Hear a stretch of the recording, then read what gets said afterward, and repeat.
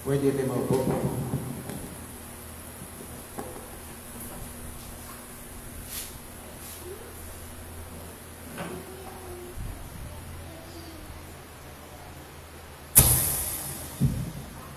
Blessed Sunday po, kapatid.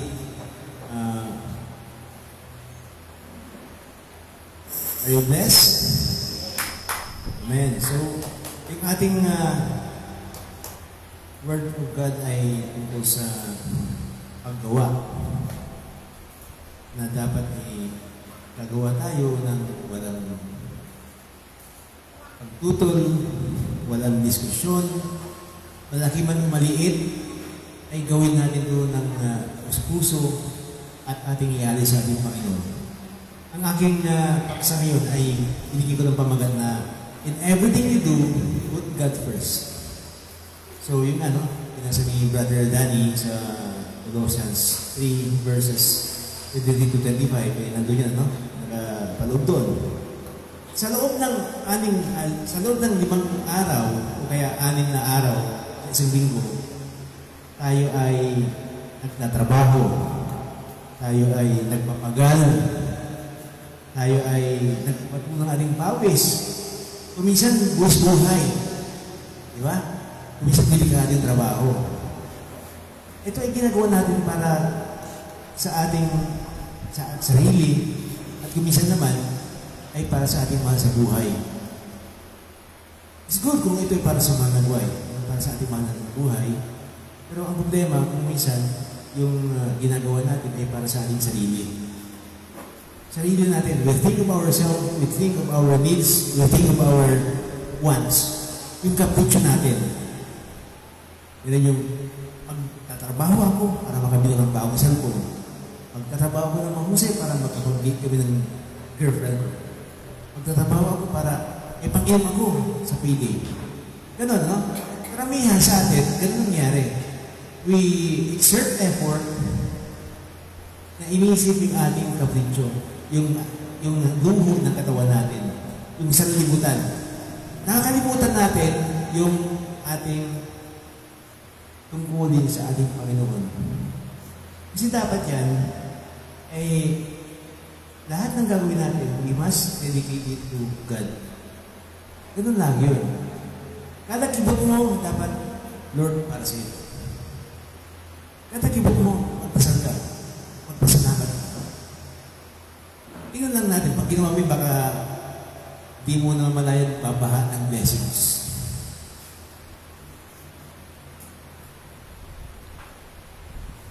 So, ang tanong, tayo ba dito, lumago ba tayo sa ating trabaho, sa ating ginagawa? Were you blessed? Kapatid, are you blessed? Kayo ba nakabas sa ginagawa ninyo? Kayo ba ay masaya? As in, masaya na ako na hindi yung happiness. Yung happiness, yung joy. Kasi pag joy, nasa puso yun. Happiness, yung masaya ka lang, So, may pinagkaiba yun. Are you joyful sa iyong ginagawa? Ganun yun. Kasi karamihan sa atin, we're happy, but we're not joyful. Kasi nga, may kulang. Ito yung Christ-centered na pamumuhay. So, karamihan sa atin, hindi umuulan kasi hindi natin inuuna ang Panginoon. Dapat dito, we first put God first in everything that we do. Kasi nga nasulat yan sa ating banal na aklat. Sinabi ni Jeremiah sa Jeremiah 25:11, sabi nito, sapagkat batid kong lubos ang mga plano ko para sa inyo. Mga plano hindi kayo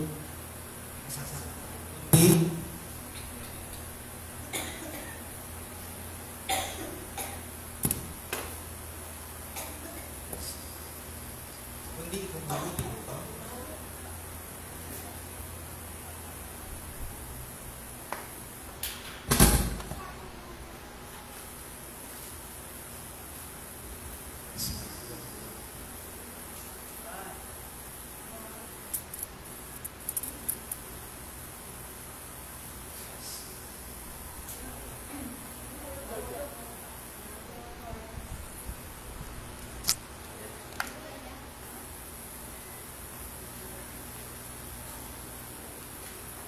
ayaw ata tayong turuan na maging blessed. No, yung tiyak to, nasa paligid natin na binisal tayo. No? So, ito nga. Dapat lagi natin isauna ang ating Panginoon dahil yun lang ang paraan upang tayo ay mag-bless. Kasi nga, nasusunod sa Jeremiah 29 verse 11, sapagkat batid ko lubos ang mga plano ko para sa inyo. Mga plano hindi nyo ikakasama, kundi ikabubuti. Ito'y mga plano magdudulot sa inyo ng kinabukasan puno-puno ng pag-asa. Ito, malinaw na malinaw. Ano? Hindi mo kailangan magplano dahil ang ating Panginoon meron ng plano para sa iyo. Ang gawin na lang ay gumawa ka. Di ba may kasabihan, pero this is a biblical verse. Nasa Diyos ang awa, nasa tao ang gawa. Opo, nasunod yan, nasa Biblia yan. Kinalalimutan ng verse. So, dapat gawin natin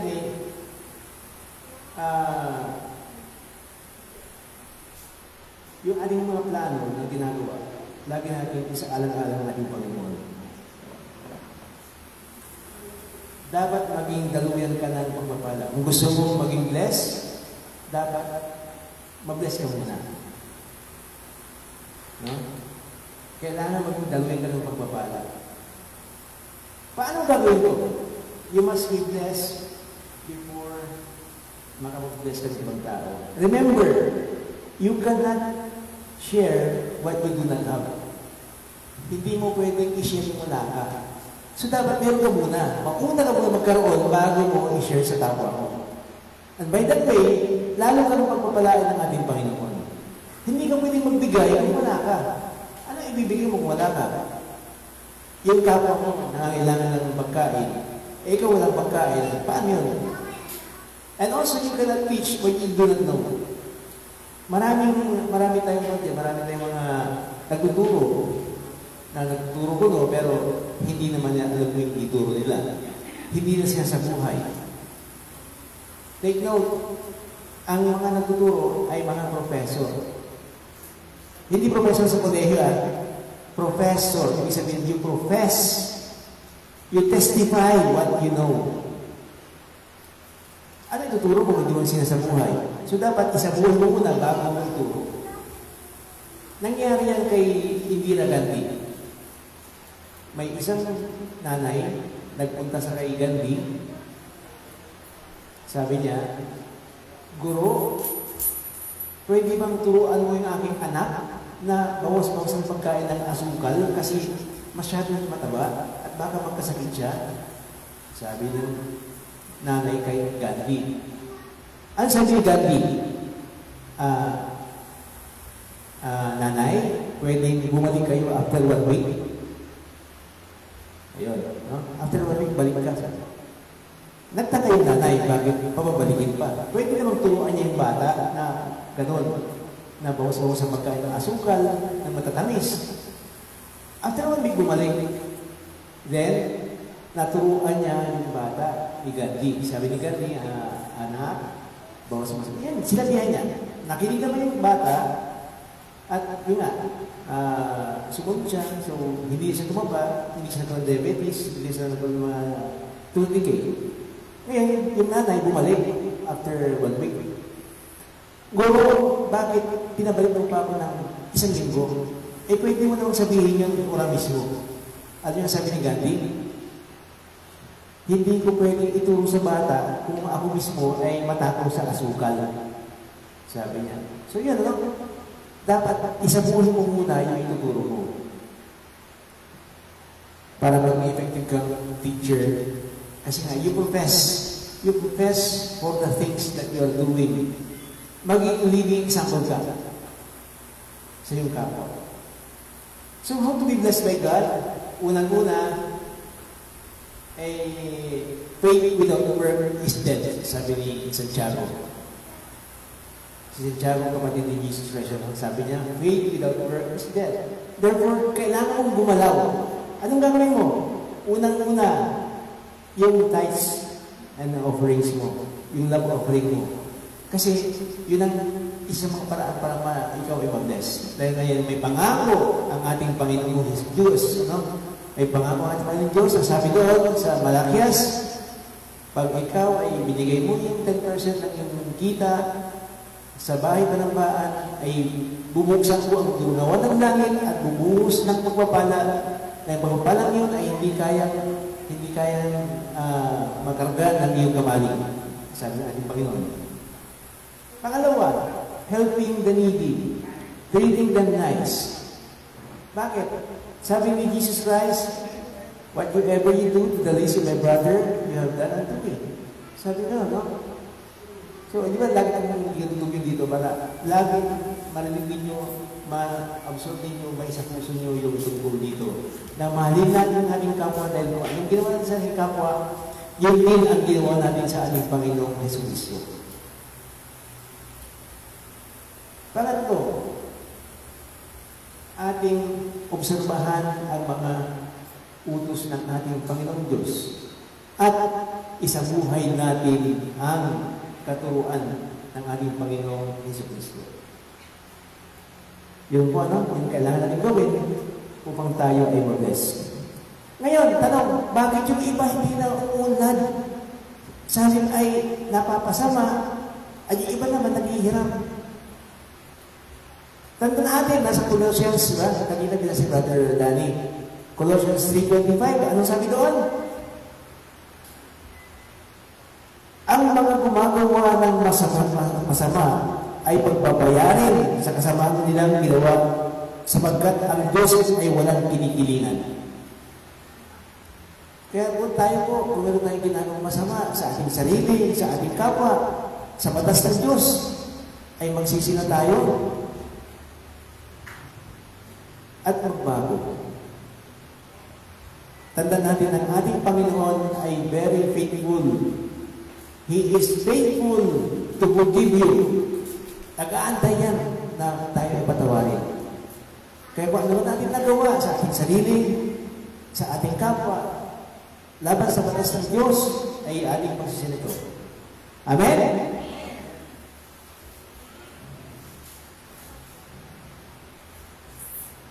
Tandaan natin na ang gumagawa ng masama ay binaparusahan ng ating Panginoong Diyos.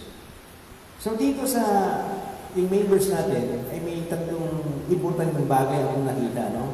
Unang-una, kapag ikaw ay gumawa, pray always. At idrigin mo ito sa Diyos dahil ito ay may kaakibat na pamana sa langit. Nasusunod sa unang Pedro, chapter 1, verse 34. Pasalamatan natin ang Diyos at ang Ama ng ating Panginoong Jesucristo dahil sa laki ng habag niya sa atin, tayo'y binigyan niya ng isang panibagong buhay sa pamamagitan ng kanyang muling pagkabuhay. Ito ang nagbigay sa atin ng isang buhay na pag-asa na magmamana ng kayamanang di masisira, walang kamintasan at hindi kukupas na inihanda ng Diyos sa langit para sa inyo. Meron pong pamana na ihinanda ng Panginoon para sa atin. Kaya dapat, in everything that we do, we dedicate them to God. Sabi nga sa Mateo, a person cannot serve two masters at the same time. Hindi pwedeng dalawang master, no? Isang alipin, magsisilbi sa dalawang master. Bakit? Kasi pag nangyari yun, pwedeng yung isa, ikakadugod niya, yung isa naman, sisiraan niya. Sabi ni Jesus, a person cannot serve God and money at the same time. So ano gagawin natin? You cannot serve God and money at the same time. Ano gagawin natin therefore? We dedicate all things that we do to God. No? Diyos muna, bago yung pera. Amen? Kaya ba natin gawin yun? Diyos muna, bago pera. Hindi yung pagsabayin yung gawin yan. So, ibig sabihin, pag ikaw nagtrabaho, you dedicate your work to God first para ka magkapera. Bakit? Kasi pag di mo dedicate sa God yung trabaho mo, chances are, magkakaroon ka ng problema sa trabaho mo, magkakamali ka, pwede ka maaksidente, dahil nasa walang gabay ng ating Panginoon. And I'm telling you, this is true. Na-experience na rin ng mga bagay na ito, no? Kasi nung ako ay nagtuturo pa bilang profesor, ang yabang ko wala, kaya ko yan. Pinaparasal ko ng Panginoon, maya-maya, may problema sa opisina ko, no? Dahil hindi ako nagdadasal. Maya-maya, ayun ang problema, pinapatawag ng director namin. Kasi I don't pray.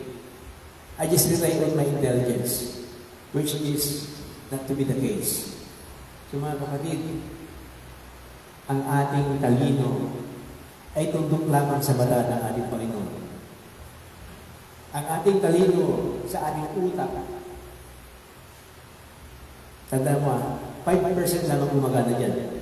Ibig sabihin, hindi pinagana ng Panginoon na maging 10%, maging 15%, maging 20%. Kaya pa nangyari yun, baka sabihin mo, isang sa Diyos. Amen? Tundok lamang ang ating talino sa mata ng Panginoon. Kaya unahin natin ang Diyos bago ang sanlibutan. Ikalawang aral na pwede makuha dito. Kapag gumawa ka, gawin mo ng tama at walang pagtutol. Nasusunod sa Philippians 2:14. Sabi dito, gawin ninyo ang lahat ng walang pagtutol at pagtatalo.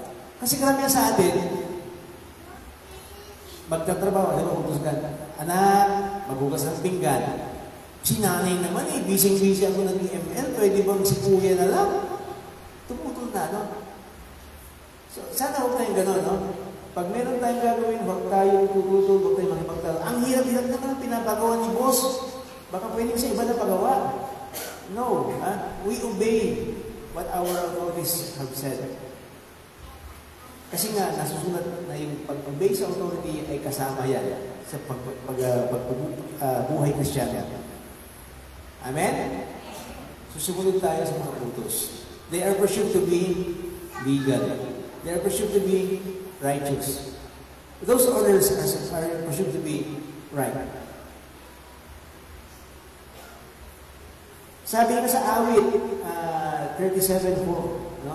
Sa Psalms, kay Yahweh mo hanapin ang kaligayahan at ang pangarap mo'y iyong mga kamtan.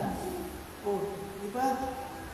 So kung para kung mo, ano gagawin mo? Sa ating Diyos ka mag-rely. Pag itong sa ng boss mo, sige lang. Kasi nandiyan si Yahweh. Nandiyan ang ating Panginoong Diyos. Natutulong sa atin upang magkamtan natin at kung ano man ating mga minimiti. Siyempre, dapat humingi ka. Ano? Kasi nasa Mateo 7:7, humingi ka at ikaw ibibigyan. Sabi ng ating Panginoon Diyos. Panginoon Diyos Kristo, no? So we must always ask kung anong kailangan natin. Hindi naman ibigay sa yan kung hindi ka hihingi. Ang ating Panginoon Diyos, ganoon din siya. We must be specific in our needs, in our request. Kung kailangan mo ng isang bagay, be specific. Huwag mo sabihin na, Panginoon Diyos, alam mo lang kung ano kailangan mo, sana ibigay mo. No. You tell God what you really like. Kahit alam ng ating Panginoon kung anong pangailangan mo, kailangan ikaw mismo ang humingi kung ano yun.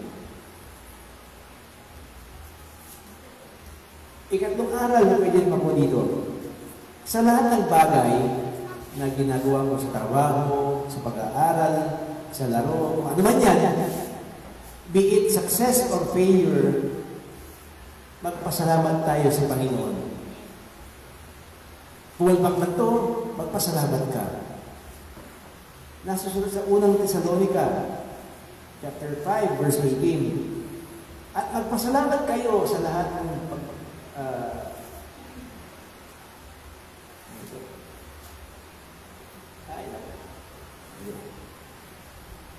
At magpasalamat kayo sa lahat ng pagkakataon sapagkat ito ay kalooban ng Diyos sa pakipag-isa ninyo kay Jesucristo. So lahat ng bagay, ito man ay good or bad, successful man or failure, ito ay kalooban ng ating Panginoon. Therefore, we must always give thanks to the Lord.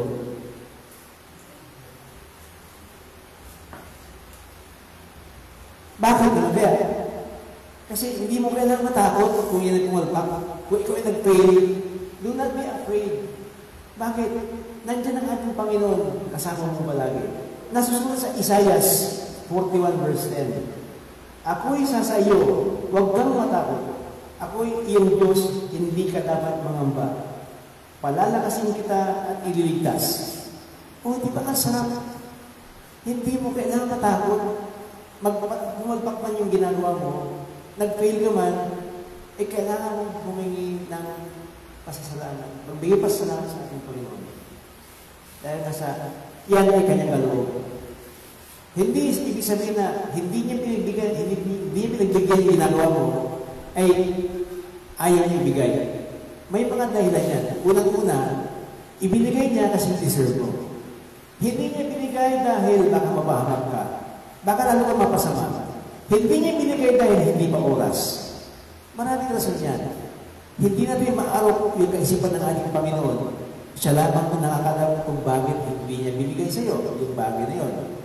Yung mga bagay na puwalpak na ginawa mo, may dahilan yun. Pwede hindi nagsaksid yun dahil pag nagsaksid yun, baka ikaw ay mapariwara, yumabang, at magkasala muli. So mga kapatid, tanda natin na lagi na yung ating ginagawa, kailangan nating i-dedicate sa ating Panginoon.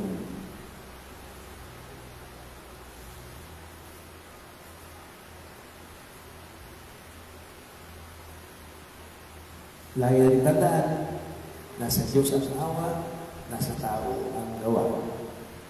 Put God first before anything else. Amen? Okay, tayo po manalangin. Panginoon namin Diyos, maraming salamat po sa guidance. Maraming salamat po sa pagsubok. Maraming salamat sa mga blessings na binigay mo sa amin. Kami lalong tumatag at maging karapat-dapat kami sa iyong kaharian.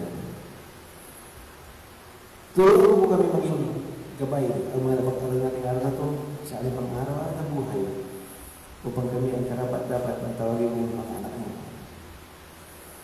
Ito po ay aming siyang maghiling sa isang anak na ay malnubos na si Kristo.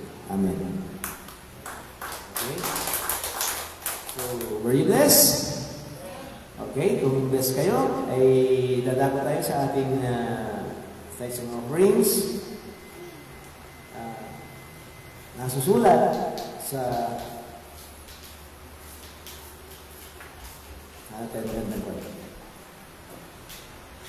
ito, no? Balik ito ay nasusulat sa ikalawang Korinto chapter 8 verse 1 to 6. Ito yung nangyari sa Macedonia. You know where is Macedonia? Macedonia is in the Middle East. Yung mga tao dito nung panahon ng mga apostol ay naghihirap sila. They were in famine.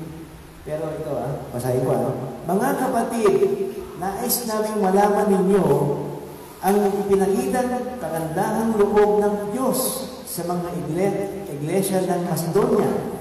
Dumanas sila ng matinding kahirapan at ito'y isang mahigpit na pagsubok sa kanila.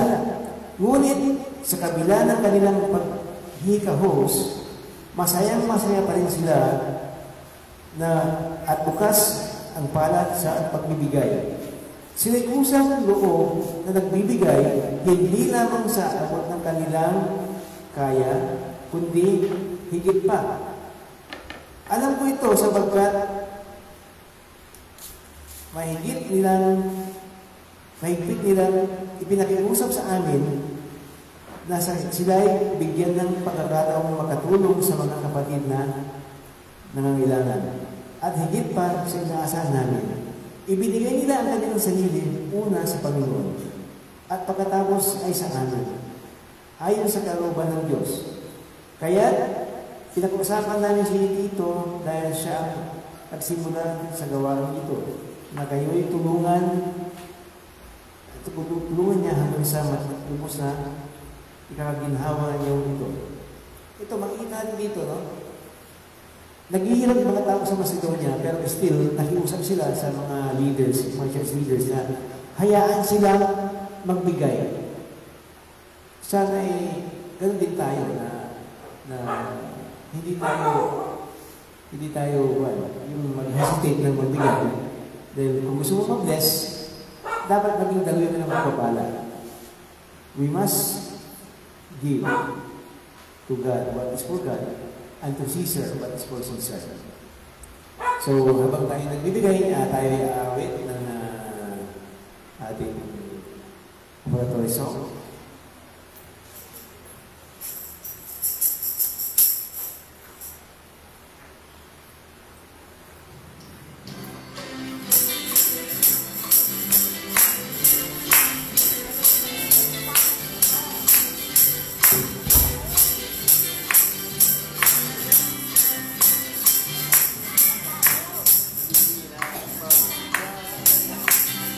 The best ang hinalay, may ibig sa laging awit ng papuri.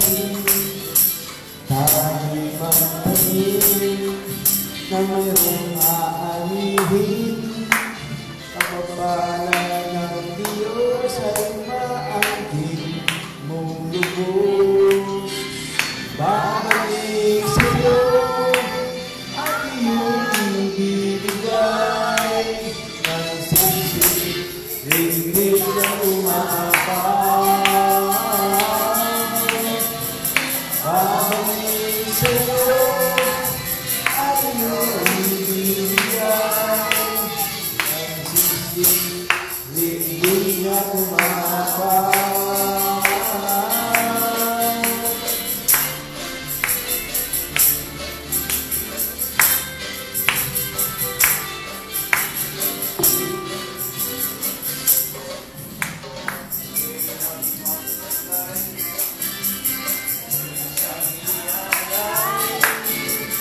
Malagipin sa laging awit ang papuri.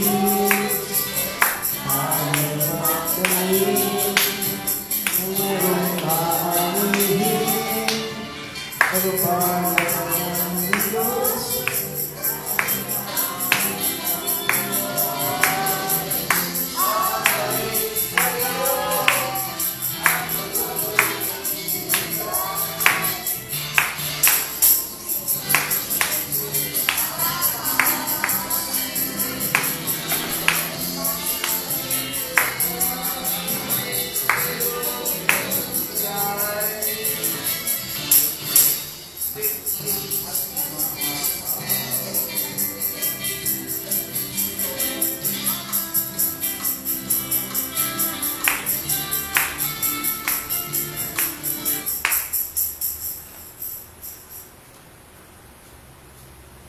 Pasensya na po sa medyo kailangan ayusin sa ating sound system natin.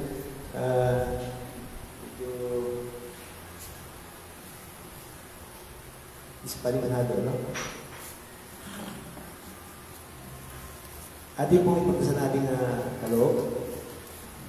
Panginoon namin Diyos, maraming salamat po sa blessings na binigay mo sa amin itong nakarang linggo sa pagpapala, sa kasaganangan ng aming hanabuhay. Gawin mo itong paraan upang lalong maparami ang mga mananamba sa simbahan ito, dito sa evangelization, Lord. Sa mga hindi na magbigay, Lord, ay bigyan mo silang blessings para sa sunod linggo sila man ang magbigay. Ito ay isang maniling, siya isang anak na yung matubos sa Kristo. Amen. Okay. Dadako tayo sa ating komunyon. Ang sabi ni Jesus Christ, ako nga ang tinapay na nagbigay buhay na bumaba mula sa langit, mabubuhay magpakailanman ang sino mang kumain ng tinapay nito. At ang tinapay nito ay ang aking katawan na ibinigay ko upang mabuhay ang isang katauhan. Ito ang sinabi ng ating Panginoong Jesucristo bago siya mahatulan na mag-crucify. Ibig sabihin, alam na niya kung anong mangyayari sa kanya. Dahil ito, sinabi niya on the first part ng Gospel ni John. John chapter 6, verse 51. Ibig sabihin, maagang panahon pa lang, ay alam na niya na may mangyayari sa kanya. Na gano'n. Tanda natin ang Lord's Supper na ito, ay ginagawa natin tuwing tayo ay natitipon-tipon dahil yan ay bilin ng ating Panginoon sa mga mananampalataya. More than 2,000 years ago, inangyari itong unang-unang Santa Cena. At ito ay binili niya, kailangan din gawin upang maalaala si Jesus Christ. Maalaala kanyang ginawa. Unang-una, yung siya ay pinaham sa krus upang tayo ay maluwas sa ating mga kasalanan. Pangalawa, upang maalaala na si Jesus Christ ay muling babalik. Malapit na yun. Who knows, bukas, makalawa, andyan na siya. At pag dumating siya, anong sasabihin mo sa kanya pag nakakaano siya? Tatanungin ka, kapatid, anak ko, anong ginawa mo sa iyong kapwa nung ako wala dito? Handa na ba tayo harapin si Jesus Christ? Sana ay handa na nga. No? So ngayon pa lang, dapat ay isabuhin namin kanyang mga katuruan. Nasusulat sa aklat ni San Pablo. Ang sabi, ang sino mang kumakain ng tinapay at uminom sa kupa ng Panginoon na hindi nararapat ay nakakasala sa katawan at dugo ng Panginoon. Kaya dapat siyasatin ng tao ang kanyang sarili bago siya kumain ng tinapay at uminom sa kupa, sapagkat ang sino mang kumakain at umiinom ng hindi kinikilala ang kahalagahan ng katawan ng Panginoon ay kumakain at umiinom ng kahatulan lawan sa kanyang sarili. Kaya bago tayo mag-partake ng Lord's Supper, we have to examine ourselves. Isipin niyo kung ano ang kasalanan na gawa ninyo sa sarili niyo, sa kapwa ninyo, at sa Diyos. Ihingi ng tao ito bago tayo mag-take ng Lord's Supper ng sabay-sabay. So habang tayo nag-isip ng kasalanan niyo, ay tayo aawit. Paghandaan na kayo, pwede na kayo kumuha ng osyo dito. Amen?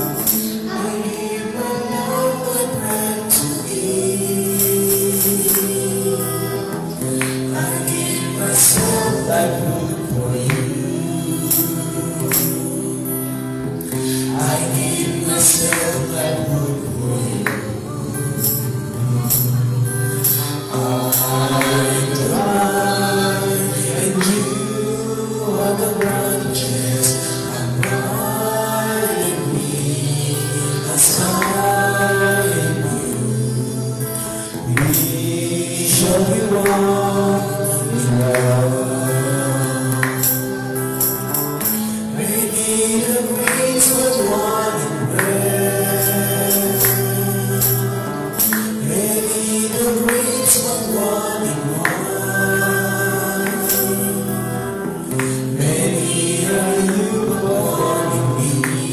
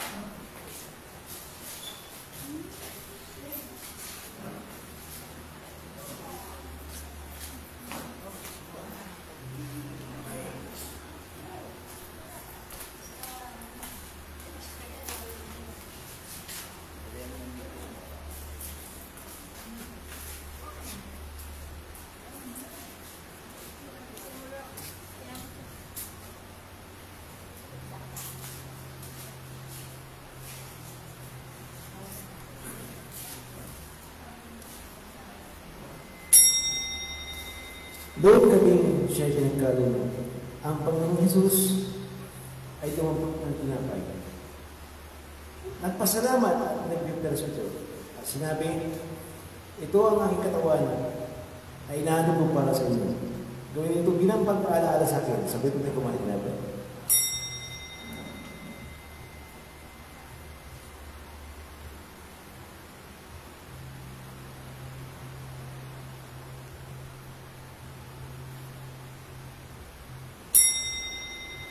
Matapos maghapunan, dumampot din siya ng kopa at sinabi,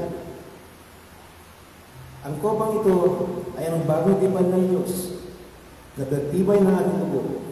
Tuwing inumin ito, gawin ito bilang pagpaalaala sa akin, sapagkat tuwing kakain kayo ng tinapay nito at inom sa kopang ito, ipinapayan ninyo ang kamatayan ng Panginoon hanggang sa kanyang muling pagparito. Sabay po tayo ngayon.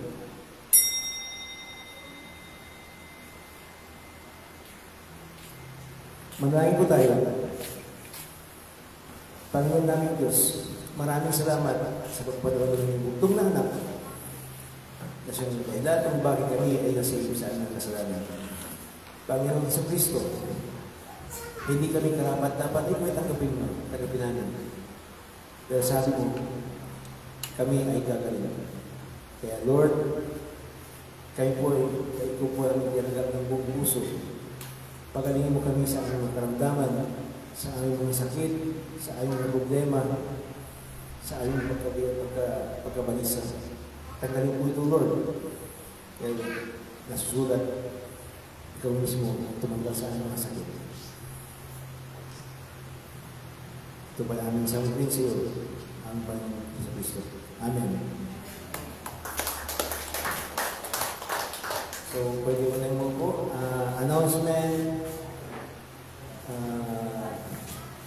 Malapit ng Christmas, no? Pina-announcement natin. So, manalangin po tayo. Panginoon namin Diyos, maraming salamat at kami hinayaan magtipon-tipon dito ngayon upang kakilain ang iyong pangalan, upang sambahin ka. Maraming salamat sa mga blessings na binigay mo sa amin, sa iyong pag-iingat sa aming mga mahal sa buhay. Nawa ay sumagana kami palagi sa aming mga endeavors na ginagawa, sa aming hanabuhay. Tulungan mo kami makapagkayat ng mga manamba, magsamba dito sa Lord's Church upang maging marami kami ng mga kapiling mo sa langit. Sumaganawa sa inyo ang pagpapala at kapayapaan ng Diyos sa pamamagitan ng pagkilala sa Kanya at sa ating Panginoong Jesus. Tinanggap natin sa pamamagitan ng kapangyarihan ng Diyos ang lahat ng bagay na magtuturo sa atin upang tayo mamuhay na makadiyos. Ito'y dahil sa ating pagkilala kay Jesus na siya rin tumawag sa atin upang bahagian tayo ng Kanyang karangalan at kabutihan. Amen. Tapos na po ang ating pagsamba. Tayo ay humayo at magmahala